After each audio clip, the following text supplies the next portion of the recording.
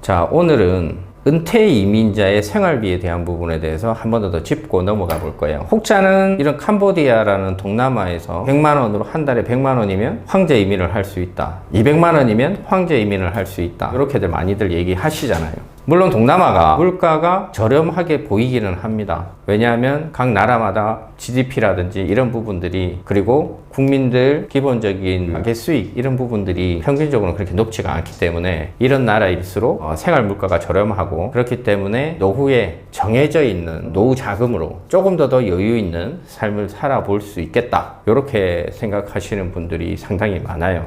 은퇴 이민을 가실 때 선진국도 있고 이런 동남아도 있을 거고 조금 더 열악한 나라들도 있을 겁니다. 캄보디아가 최빈국 중에 하나기는 하지만 누군가는 이렇게 얘기를 해요. 1970년대, 1980년대 정도의 우리 한국 수준이다, 이렇게 얘기하시는 분들이 있어요.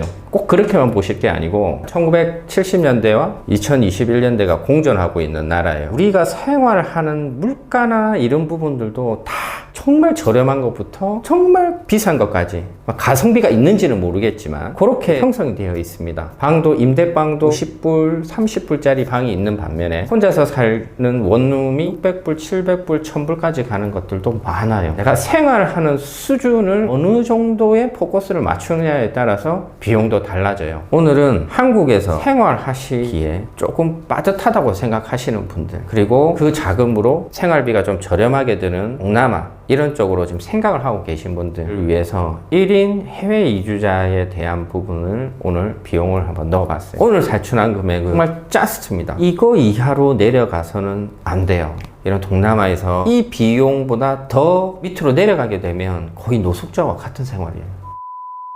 캄보디아에 1인이 해외 이주를 했다. 생활의 퀄리티나 이런 부분들보다도 나 여기서 버티고 살 수 있는 짜스트 비용 한 어느 정도 들겠나, 어느 정도면 그래도 버티고 살 수 있을까, 그 비용이 아마 여기에, 그죠? 여기에 여기에 지금 나오죠. 원화로 치면은 1150만 원 정도, 1200만 원, 요 정도면 캄보디아에서 1년 생활은 하실 수 있습니다. 월로 따지면은 한 96만 원, 97만 원 그 정도 아마 될 거예요. 지금 일반적인 상황, 그리고 우리가 비자를 받는 것도 도착 비자 받듯이 그렇게 하는 상황. 만약에 코로나 시기에 만약에 오신다면 한국에서 검사 비용들도 있을 거고요. 그런 게 없다, 그냥 일반적인 상황이다. 이 상황에서 제가 한번 볼게요. 그럼 항목별로 살펴보면 우선 일회성 초기에 들어가는 비용들이 있어요. 한국에서 먼저 출발을 해야 되잖아요, 그죠? 뭐가 있어요? 비행기, 그죠? 비행기값. 1년짜리 오픈 티켓으로 만약에 끊었다. 보통 제가 예전에 1년짜리 끊었을 때 100만 원 이렇게 넘어갔었는데 1년을 캄보디아에서 거주하기로 했기 때문에 1년 오픈 티켓으로 잡았습니다. 편도로 이렇게 하다 보면 오히려 가격이 훨씬 더 비쌀 거예요. 그러고 난 다음에 비행기를 타고 오시면 입국에서 비자를 받으시죠, 그죠? 도착 비자를 받으실 때 관광 비자 받으시면 안 되고 EI 비자 받으셔야 돼요. 캄보디아에서 1년 연장할 수 있는 그 비자를 받으셔야 됩니다. 그게 35불? 40불인가요? 올랐나요? 아무튼 35불 이렇게 잡고 갈게요. 그리고 도착해서 1년 연장을 해야 되잖아요. 1년 연장을 할 때 일반적으로 저희 같은 경우는 직장 생활을 하거나 사업자가 있거나 이렇게 되면 비자를 연장할 때 대행업체에다가 서류를 충족시켜주면 290불 정도면은 1년짜리 비자 연장을 가능해요. 하지만 그냥 이제 들어오셔서 1년 살기 하시는 분들은 여기에 재직 증명서가 있는 것도 아니고 워크 퍼밋이 있는 것도 아니고 사업자가 있는 부분들도 아니잖아요, 그죠? 그래서 아마 대행하는 업체에서 한 320~30불 요 선에서 1년짜리 비자를 만들 수 있을 겁니다. 그 다음에 이제 본인들이 살아야 되잖아요, 그죠? 집기, 냄비도 사야 될 거고, 밥그릇도 사야 될 거고, 수저도 사야 될 거고, 쓰레받기도 사야, 휴지통도 사야 될 거고, 막 그런 것들이 있잖아요, 그죠? 100불 정도 잡았어요. 그리고 캄보디아는 한국처럼 대중교통이 잘 되어 있지 않습니다. 차량을 렌트를 하든 구매를 하든 모토를 구매를 하든 하셔야 돼요. 1년 동안 계시기 때문에 계속 툭툭이나 택시는 이런 걸 타고 다니시기엔 좀 많이 번거로우실 거예요. 그래서 모토를 산다, 중고 모토 산다, 쓸만한 거 한 1000불이면 사요. 이런 모토들, 이런 모토들 보면 한 1000불 정도 해요. 그 모토를 사고 이제 아파트를 저는 추천을 했어요. 그렇다고 해서 고급 아파트라든지 위치가 좀 좋은 곳에 추천하는 건 아니고 일반적으로 원룸 스튜디오룸, 스튜디오 원룸으로 되어 있는 식으로 되어 있는 것들은 250불에서 한 300불 정도 안에 기본적인 화장실, 침대, 싱크대, 에어컨 이런 기본적인 것들은 다 되어 있을 겁니다. 보증금으로 들어가는 600불 정도 이렇게 잡았습니다. 자, 그렇게 했을 때 총 초반에 들어가는 비용들이 아마도 3,000불이 조금 넘을 거예요. 그리고 이제 매달 들어가는 고정비 개념으로 봤을 때 일단 뭐가 들어가 있습니까? 집 임대료 들어가잖아요. 집 임대료 월 300불씩, 연간으로 보면 3,600불. 그리고 먹고는 살아야 되잖아요. 그죠? 월 식대를 한 250불 정도 이렇게 잡았습니다. 하루에 10불도 안 되죠. 그죠? 즉 다시 말해서 본인이 집에서 밥을 많이 해 드셔야 돼요. 밖에서 사 드시고 이렇게 하면 요거 가지고 한 달 버티기는 힘드실 겁니다. 이동수단을 중고모터를 샀으니까 유류대나 수선비, 엔진 오일도 교환해야 될 거고, 타이어도 펑크나면 교체를 해야 될 거고, 어느 부분에 좀 고장이 있으면 수리도 해야 될 거고, 그런 비용으로 해서 한 30불 정도 잡았어요. 연간으로 따시면 360불 정도 될 거예요.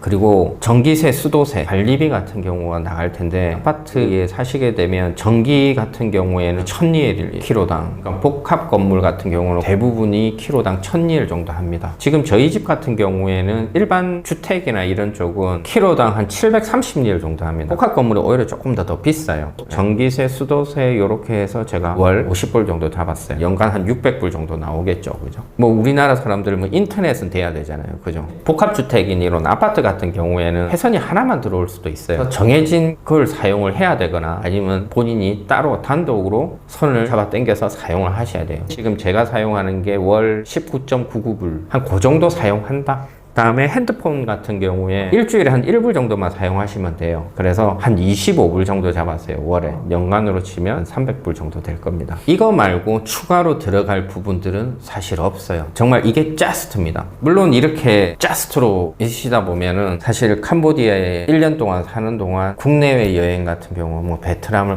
가끔 갔다 온다든가, 태국도 한번 놀러 갔다 온다든가, 아니면 라오스도 한번 갔다 온다든가 이런 부분들은 못하죠. 그리고 식대로 한 250불 정도 잡았잖아요. 뭐 하루에 10불이 안 되는 금액이 9불, 8불 이렇게 생활하셔야 되는데, 하루에 지인이나 친구나 외식이나 같이 모여서 고기 구워서 소주 한잔 하고 밖에서 한국 식당에서 이런 것들은 못 하는 거죠. 그리고 현지 로컬 야외에 있는 BBQ 식당 같은 경우도 한 두세 명이서 먹으면 50불, 60불 그냥 나옵니다. 그런 것도 조금 자제한다. 그리고 비용이 발생하는 취미, 뭐 골프를 친다거나 뭐 시아누쿠빌이나 깜폭 같은 데 낚시를 간다거나 돈 들어가는 취미는 자제하신다.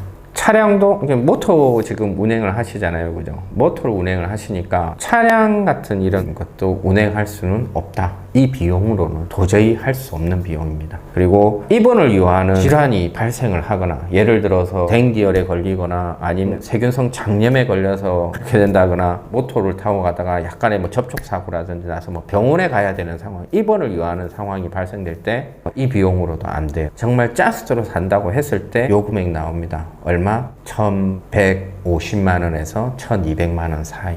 지금 요 비용은 나중에 1년 후에 한국 돌아가시는 거예요. 임대 보증금 그대로 다 받고, 내가 타던 1,000불 주고 샀던 그 모터도 한 700불 정도의 중고를 다시 되팔고 그 돈을 차감한 금액이에요.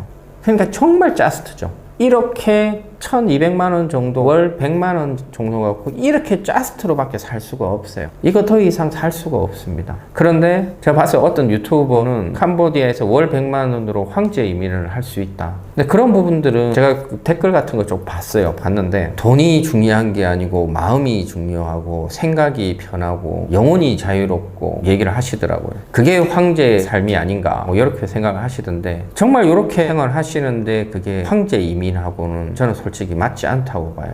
이런 생활은 오히려 한국보다 못한 것 같아요. 지금 1,200만 원인데 연간 1,200만 원이 거의 1,200만 원이고 월 100만 원이라고 가정을 했을 때 이 비용이면 왜 캄보디아에 올까요? 동남아가 생활 물가가 저렴하기 때문에 캄보디아에 온다, 이거는 아닌 거예요. 제 생각에 월 100만 원에 1인이 욕심 없이 한국에서 사신다고 그러면 좀 더 풍요로운 생활을 하실 거예요. 언어적인 면도 있죠. 한국에서는 누구하고 만나도 다 대화가 되잖아요.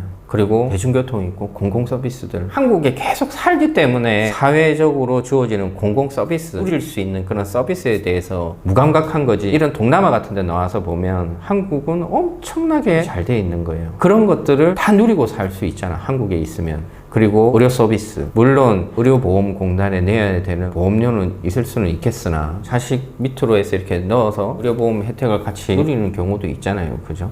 그리고 만약에 내가 생활하면서 어떤 사고나 문제가 발생했을 때 거기에 대응할 수 있는 게 캄보디아에서는 대응하기 상당히 힘듭니다. 특히 와서 이제 1년 차 이렇게 생활하시는 분들이 캄보디아에서 만약에 그런 문제가 있었을 때 이런 걸 대응하는 부분에 있어서는 상당히 힘들어요. 주변 환경도 한국이 훨씬 더 괜찮죠. 만약에 서울이나 이런 곳에 100만 원 갖고 생활하시기에는 정말 힘드신 부분이 있으시면 지금도 지방이나 이런 데 경치 좋은 데도 많이 있잖아요, 그죠? 그런 데가 훨씬 더 캄보디아보다는 풍요롭게 사실 수 있을 거예요. 이 외에도 많은 부분들이 한국 생활보다 캄보디아 생활이 더 나은 점은 없어요. 제가 여기서 한 13년 정도 살고 있는데 동일 금액이면 한국에서 사시는 게 훨씬 더 이롭다, 저는 그렇게 생각을 합니다. 저 같은 경우는 캄보디아 생활 물가가 싸서 여기에 와서 살겠다 이렇게 한 것이 뜻한 바 있어서 일을 하러 여기 온 거지 캄보디아에 대한 로망이나 이런 부분들은 없었어요. 만약에 뜻한 바 있어서 저처럼 노였든 아니든 간에 은퇴든 은퇴 이민이 아니든 간에 뜻한 바 있어서 캄보디아에서 내가 뭔가를 한번 해보고 싶은 게 있기 때문에 온다. 오케이, 괜찮아요. 그리고 새로운 곳에서 한번 살아보고 싶다. 그래서 그 중에 나는 캄보디아를 선택했다라고 했을 때는 오케이. 하지만 생활 물가가 싸서 캄보디아로 오겠다. 요거는 소실은 아닌 것 같아요. 생활 물가가 싼 대신에 퀄리티는 엄청나게 떨어집니다. 자, 이렇게 오늘 1인 은퇴 또는 해외 이주자의 자스트 비용을 오늘 한번 살펴봤습니다. 동남아가 생활 물가가 저렴하기 때문에 단순한 그 이유라고 한다면 다시 한 번 더 생각해 보시는 것을 저는 권해드리고 싶어요. 자, 오늘 이것으로서 마무리하겠습니다. 감사합니다.